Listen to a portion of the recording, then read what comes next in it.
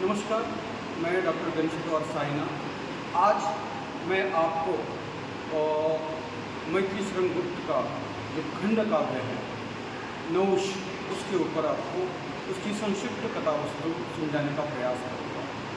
नहुष खंड काव्य एक पौराणिक और महत्वपूर्ण खंड काव्य है। इस खंड काव्य के पात्र हैं नहुष, इंद्र और शची और सप्त ऋषि।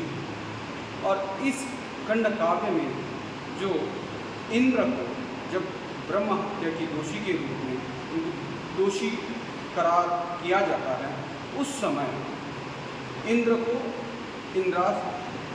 इंद्रप्रस्थ से बाहर निकाल दिया जाता है। उस समय वहाँ देवलोक के जो इंद्रप्रस्थ सिंहासन है उसके ऊपर कोई राजा नहीं था। उस समय वहाँ कुछ असुर लोगों के डर के कारण देवलोक में पूरी तरह से जो डर निर्माण होता है। और उसी समय सभी देवलोक सप्त ऋषि लोगों के पास जाकर अपना जो भावना है, वो जो डर है, उसको है ना उनके सामने रखते हैं। तो सप्त ऋषि कहते हैं कि आप ऐसे व्यक्ति को ढूंढिए जो व्यक्ति कि वही पूरी तरह से किसी की लोभ ना हो, ना अहंकार हो, ना कभी भी है ना किसी का मोह हो। तो पूरी तरह से पूरे ब्रह्मांड में जब ढूंढा जाता है तो उन्हें पृथ्वी के ऊपर एक व्यक्ति मिलता है, वह है जो नहुष। और नहुष को जब ये लोग पूरी बातचीत करते हुए नहुष को वहाँ जो देवलोक का राजा बनाया जाता है।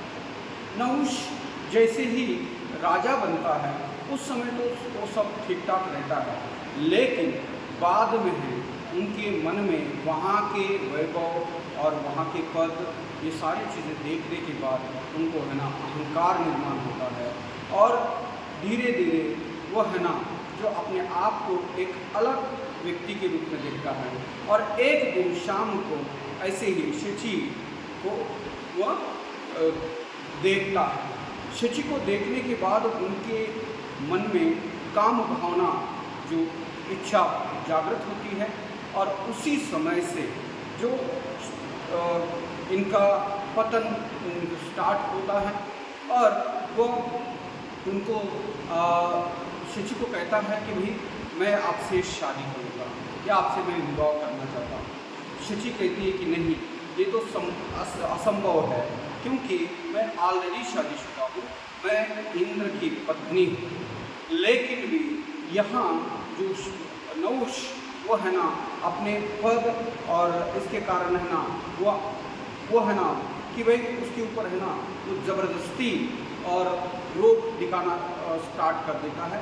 कि वो कहता है कि मुझे बिल्कुल आप है ना ये नहीं कह सकते हो कि नहीं, क्योंकि है ना मैं इस देवलोक का है ना राजा हूँ और मुझे है ना बिल्कुल आप यहाँ ना मेरे सिवा आप यहाँ नहीं रह सकते हो। इस तरह से उनको कहते। तो शची परेशान रहती है और शची इसी बात को लेकर वो सप्त ऋषि लोगों के पास जाते हैं। सप्त ऋषि ने कहते हैं ठीक है, उनको एक सुझाव देते हैं कि भाई आप उनको जाकर कहिए कि भाई आप मेरे महल को आप है ना ऐसे इसके ऊपर आइए कि है ना आपको 4-5 लोग लेकर आए और जो आपका जो शादी के लिए, तब जाकर मैं आपसे शादी करूँगी। उसी समय इन्होंने सप्त ऋषि लोगों को बुलाते हैं नहुष और उनको आदेश देता है कि मुझे मेरी पालकी को यहाँ से वहाँ तक लेकर जाइए और मुझे शची से विवाह करना। और जब पालकी को लेकर चलते हैं सप्त ऋषि लोग, तो वो लोग है ना थोड़ा सा वयोवृद्ध होते हैं, इसलिए है ना उनका ये धीरे धीरे वो चलते हैं, वो पास नहीं कर पाते हैं। एक नहुष गुस्सा करते हैं, नहुष गुस्सा करके उनको कहते हैं कि मैं जल्दी जल्दी चलो, और लेकिन भी है ना वो लोग धीरे करते हैं और गुस्से में उन्होंने उनके ऊपर हाथ उठाते हैं और अपने पाँव से उनको लात भी मारते हैं।